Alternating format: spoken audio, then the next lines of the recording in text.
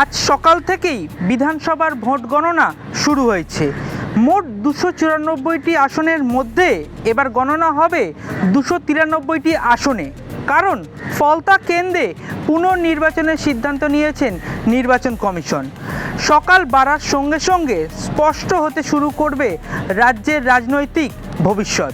কার দখলে যাচ্ছে নবান্ন, কে গড়বে সরকার।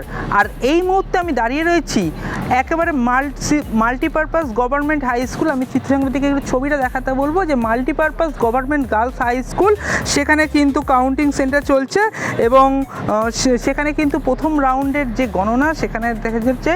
আজ হাই ভোল্টেজ মহেশতলা কেন্দ্রের ভোট গণনা হচ্ছে হেস্টিং হাউসের মাল্টিপারপাস গভর্নমেন্ট হাই স্কুলে। সেখানে দেখা যাচ্ছে প্রথম রাউন্ডের শেষে তৃণমূল প্রার্থী সুভাষিস দাস 15,135 ভোটে এগিয়ে রয়েছেন। প্রথম রাউন্ডের শেষে মহেশতলার তৃণমূল কংগ্রেস প্রার্থী সুভাষিস দাস তিনি কিন্তু এগিয়ে রয়েছেন।